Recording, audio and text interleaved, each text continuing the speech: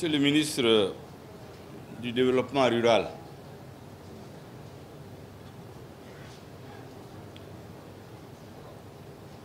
assurant l'intérim du ministre de l'Industrie et du Commerce, présentement en mission du gouvernement. Mesdames et Messieurs les membres du Conseil national de transition, Monsieur le gouverneur de la région de Ségou, Messieurs les anciens ministres, Monsieur le maire de la commune urbaine de Ségou, Mesdames et Messieurs les chefs des services techniques de l'État, Monsieur le Président de la Chambre de commerce et d'industrie du Mali, Mesdames et Messieurs les membres du bureau de la Chambre de commerce et d'industrie du Mali, Monsieur le Président des chambres consulaires du Mali et des organisations patronales du secteur privé, Monsieur le Président de la délégation régionale de la Chambre de commerce et d'industrie de Ségou, Messieurs les notabilités religieuses et coutumières de la ville de Ségou, Mesdames et Messieurs les membres de l'Assemblée consulaire de la Chambre de commerce et d'industrie du Mali, Mesdames et Messieurs les opérateurs économiques, honorables invités, Mesdames et Messieurs, c'est pour moi un honneur de présider ce matin la cérémonie d'ouverture de la session ordinaire de l'Assemblée consulaire de la Chambre de commerce et d'industrie du Mali, mandature 2021-2025, ici à Ségou, connue et reconnue comme une terre d'accueil, mais surtout une terre de résistance et de bravoure.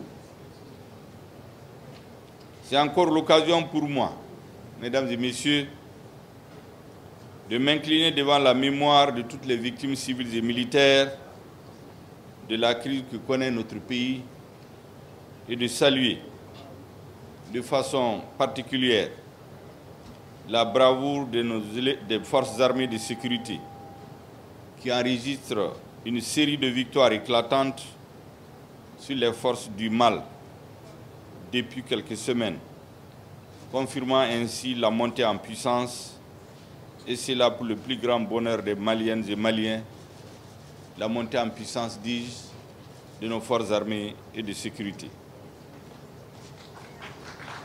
Je voudrais leur dire que leur sacrifice ne sera jamais vain. Le peuple malien sera éternellement reconnaissant à notre armée, aux soldats de notre armée, à ceux qui donnent leur vie pour que nous puissions tranquillement célébrer des grandes manifestations du GEA. Au moment où je vous parle, plusieurs d'entre eux sont engagés dans des opérations militaires complexes pendant lesquelles ils laissent leur vie. Ils se sacrifient pour le bonheur de la nation, pour la paix et la prospérité des Maliens. Honneur et gloire éternelle à leur mémoire. Je voudrais, Mesdames et Messieurs, féliciter chaleureusement le président de la Chambre de commerce et d'industrie du Mali pour la qualité remarquable de l'organisation de cette session ordinaire de l'Assemblée consulaire ici à Ségou. Mesdames et Messieurs, j'adresse également mes sincères salutations aux autorités administratives, politiques, traditionnelles et à l'ensemble des élus consulaires de Ségou qui ont tous concouru chacun en ce qui le concerne à la bonne organisation des présentes assises. Monsieur le Président de la Chambre de commerce et d'industrie du Mali, le président de la transition, chef de l'État, le colonel Assimi Goïta, m'a chargé d'adresser ses félicitations, ses salutations chaleureuses et cordiales à l'ensemble du secteur privé.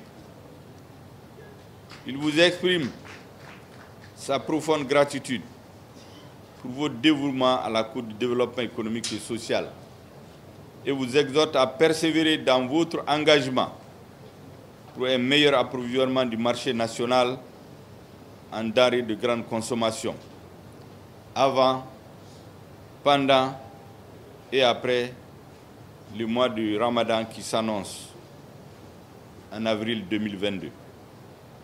Ceci permettra, j'en suis convaincu, de soulager nos populations durement éprouvées par les crises multidimensionnelles auxquelles elles sont soumises depuis des années. Monsieur le Président de la Chambre de commerce et d'industrie du Mali, Mesdames et Messieurs les membres du bureau de la Chambre de commerce et d'industrie du Mali, Mesdames et Messieurs les membres de l'Assemblée consulaire de la Chambre de commerce et d'industrie, Mesdames et Messieurs, la présente session ordinaire de l'Assemblée consulaire de la Chambre de commerce et d'industrie du Mali se tient à un moment difficile pour l'ensemble des pays du monde et particulièrement pour les pays en développement et surtout pour les pays enclavés comme le nôtre, le Mali. Malgré cette situation de crise tout azimut, la Chambre de commerce et d'industrie du Mali a pu renouveler ses organes il y a de cela juste un an, dans un climat de concession mutuelle, de consensus, comme vient de dire votre président, de convivialité, de sérénité et de fraternité. Après cette importante étape, le bureau de l'organisation fêtière du secteur privé a décidé de se réunir, de réunir les membres titulaires et suppléants de l'Assemblée consulaire dans la capitale des Balanzans, c'est-à-dire hors de Bamako. Il est vrai, ce n'est pas la première fois que les opérateurs se réunissent hors de Bamako. Nous en avons eu il y a quelques années à Sikasso et à Mopti, mais couplé à d'autres événements. Ce n'est pas donc une première, mais dans le contexte actuel d'insécurité généralisée, laquelle insécurité frappe une bonne partie des populations de Ségou, que notre armée est en train de libérer, cette rencontre revêt pour notre pays, pour l'ensemble des Maliennes et Maliens, une signification particulière et digne d'intérêt à plusieurs titres. Monsieur le Président, j'espère que votre souhait de tenir cette assemblée à Ségou sera exaucé dans les mois à venir, j'allais dire peut-être l'année prochaine. Je souhaiterais que vous puissiez fêter cet événement à Kidal, à Menaka, à Taoudeni ou dans toute autre région nouvellement créée pour que les Maliens sentent que de Kidal à Kaï, en passant par Menaka, Taoudeni, Gao, Mopti, Bandiagara, Douanza, Bamako, Koulikoro, Nyoro, Kaï, j'en passe toutes les nouvelles régions, Bougouni, Koutiala, ainsi de suite. Que chacune de ces régions sente qu'elle vibre au même diapason, à la même fréquence que l'ensemble des communautés maliennes. Monsieur le Président, vous venez de poser une demande, me semble-t-il, qui date de plusieurs années. Et surtout que, je crois que le gouvernement antérieur avait donné leur accord. Il s'agit de savoir qu'est-ce qui bloque. Parce qu'il n'y a pas de problème sans solution, en fait. Tout est une question de volonté. Et donc, ce que je vous recommande, c'est qu'au sortir de cette rencontre, de prendre langue avec les autorités compétentes pour qu'on mette cette question sur la table. Et puis on verra qu'est-ce qui bloque. S'il y a des blocages administratifs, juridiques, on se mettra ensemble pour les lever, pour trouver une solution. Vous vous rappelez, récemment, vous étiez avec moi à Expo Dubaï 2020. Et là, nous avons rencontré Dubaï Port World, le directeur, qui souhaitait créer un grand port sec au Mali. Il semblerait qu'il avait eu l'autorisation des autorités. Il aurait même payé un montant d'environ 35 millions de dollars, à peu près 20 milliards.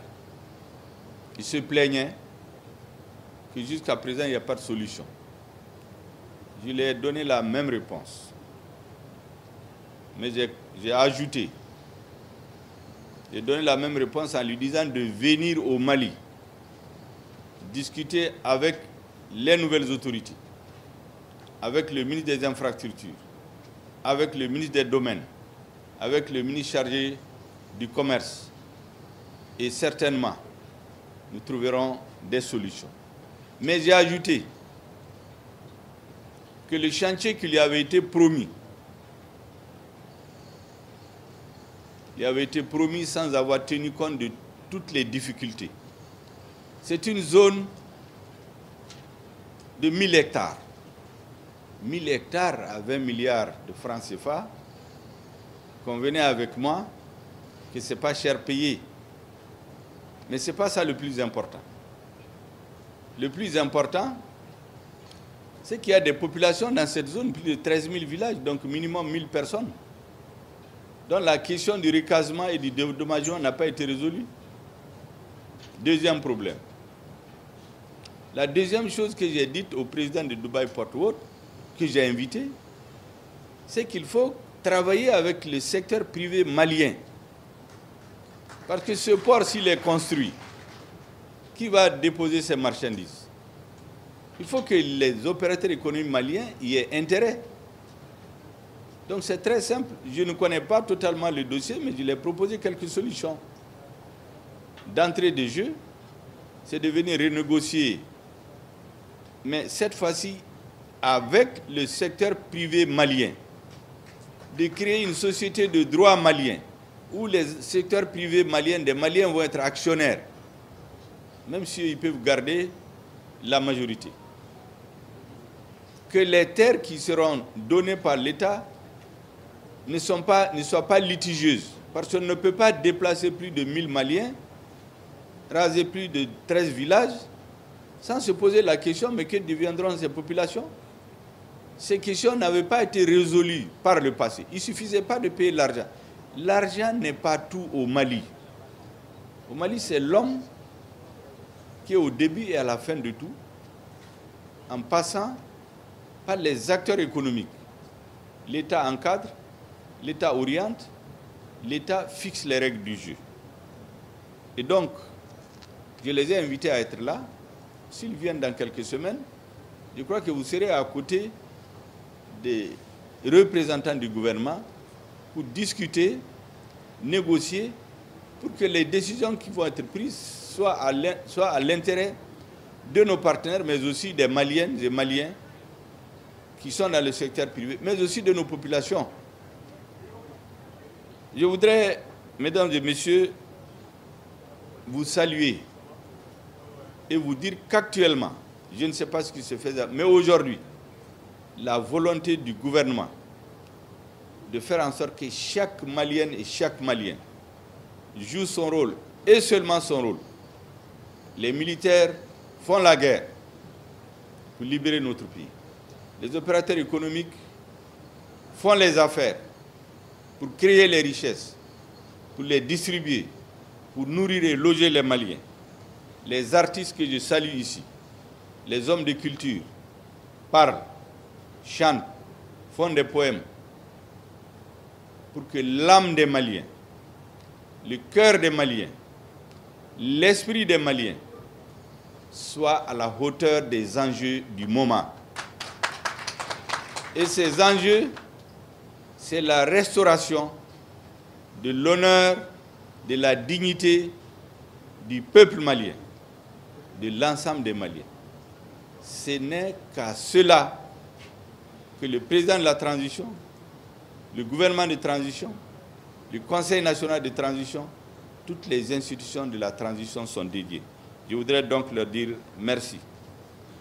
Mesdames et messieurs, cette session intervient dans un climat particulièrement délicat, où les sanctions, nous ne cesserons jamais de le dire, illégales, illégitimes et inhumaines, ont été décidées contre notre pays par les organisations sous-régionales depuis le 9 janvier.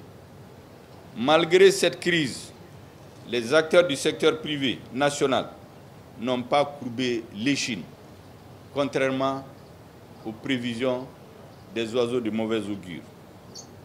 Au contraire, les opérateurs économiques maliens ont redoublé d'efforts afin que nos populations ne manquent de rien, en dépit de ces sanctions infligées à notre peuple et à ses dirigeants, avec comme objectif, vous le savez très bien, renverser les institutions de la transition.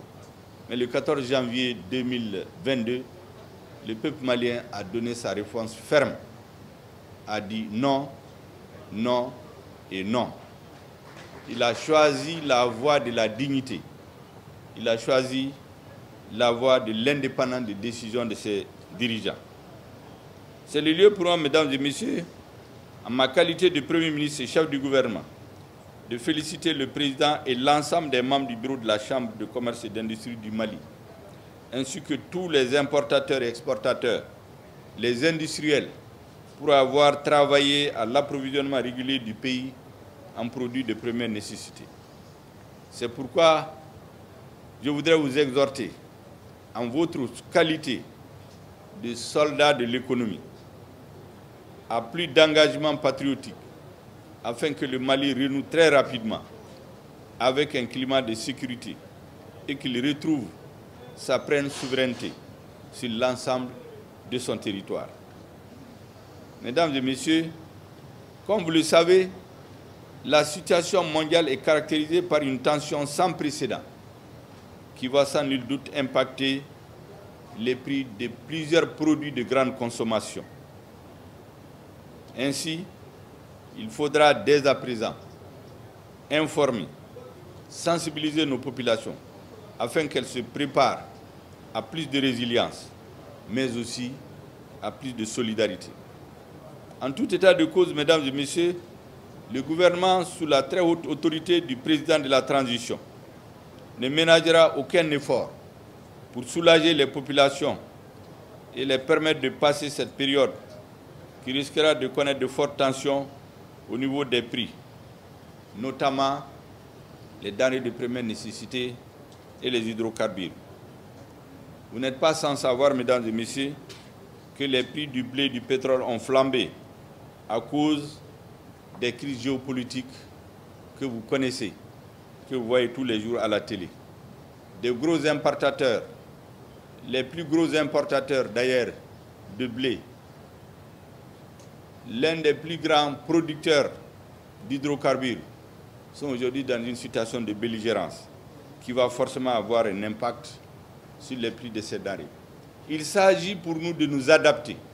Et je dois vous dire, et saluer ici encore le monde des affaires, parce que pas plus tard qu'hier, je crois que le ministre de l'économie et des finances a fait une longue réunion pour regarder qu'est-ce qui peut être fait pour que le poids de ces changements au niveau géopolitique sur les denrées de première consommation ne pèse pas trop sur les Maliens.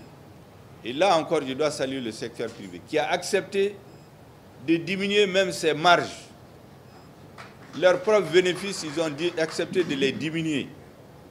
Comme l'État a abandonné la quasi-totalité des taxes sur un certain nombre de produits. Tout cela doit être expliqué, dit, tenir le discours de la vérité à notre peuple. Lorsque cela est fait, je suis convaincu que les populations montreront encore plus de résilience. Je voudrais donc vous saluer, mesdames et messieurs, et vous assurer que l'accompagnement du président de la transition, du chef de l'État, ne vous fera pas défaut. Mesdames et messieurs, Parlant de l'événement qui nous réunit aujourd'hui, à savoir la session ordinaire de l'Assemblée consulaire de la Chambre de commerce et d'industrie du Mali, je me réjouis de présider la cérémonie d'ouverture. Vous aurez à examiner l'état d'exécution du budget 2021, le projet de budget 2022 et le projet de programme d'activité 2022 du Bureau de la Chambre de commerce et d'industrie du Mali au titre de la mandature 2021-2025. Vu l'importance des points inscrits à l'ordre du jour, je vous invite à un examen minutieux des documents qui vous seront ou qui vous sont déjà soumis. Je vous encourage également, mesdames, messieurs, à accompagner le gouvernement dans le processus de relance de la Comatex, l'un des fleurons de notre économie jadis. La relance de la Comatex, mesdames et messieurs, est un défi pour le gouvernement. Et ce défi, nous le gagnerons, Inch'Allah, avec la participation de tous. Je vous demande donc déjà de vous préparer à être parmi les grands actionnaires de la future Comatex rénovée. Parce que ce que nous voulons, c'est que désormais, autant que possible, chaque fois que les opérateurs économiques peuvent faire quelque chose, peuvent s'associer à des partenaires, que la richesse qui est créée, une partie reste au Mali. Et c'est pour cela que c'est un choix que le président de la transition a fait. À toutes les occasions maintenant, sauf lorsque vous-même, vous ne le souhaitez ou vous ne le souhaitez pas ou vous ne le pouvez pas, toutes les actions à caractère économique qui se feront avec des partenaires étrangers, tant que la loi le permet, nous souhaitons que vous soyez là, parmi les actionnaires, que les commerçants qui ont beaucoup d'argent l'investissent pour être des industriels. Ceux qui ont des avantages dans les différentes facilités que l'État accorde, les transforment pour créer la richesse. Au lieu d'importer du riz, de cultiver le riz ici. Les subventions que l'État donne pour importer le riz ou les prix grimpent, les donner pour cultiver le riz, que des opérateurs économiques cultivent le riz, qu'ils le produisent, que les Maliens consomment et exportent vers d'autres pays. La même chose pour le blé, pour la pomme de terre et d'autres produits. C'est ça la philosophie de notre gouvernement. Mesdames et messieurs, je ne saurais terminer sans appeler à l'union sacrée de toutes les Maliennes et Maliens, de l'intérieur comme de la diaspora, autour de notre vaillante armée, autour des forces armées et de sécurité, autour de notre patrie, le Mali, le seul bien commun à tous. Notre hymne national, mesdames et messieurs, nous rappelle à chaque instant au devoir patriotique. Renforçons bien nos rangs pour le salut public. Forgeons le bien commun. Ensemble, au coude à coude, faisons le chantier du bonheur. La voie est dure, très dure, qui mène au bonheur commun. Courage et dévouement. Vigilance à tout moment. Vérité des temps anciens. Vérité de tous les jours. Le bonheur par le labeur fera le Mali de demain. Mesdames et messieurs, en vous souhaitant pleine réussite dans vos travaux, je déclare ouverte la session ordinaire de l'Assemblée consulaire de la Chambre de commerce et d'industrie du Mali, mandature 2021-2025. Que Dieu bénisse le Mali, que Dieu bénisse les autorités de la transition, que Dieu bénisse les opérateurs économiques du Mali, que Dieu bénisse les femmes et les jeunes du Mali, que Dieu bénisse l'ensemble du peuple malien, que Dieu bénisse le Mali. Je vous remercie de votre aimable attention.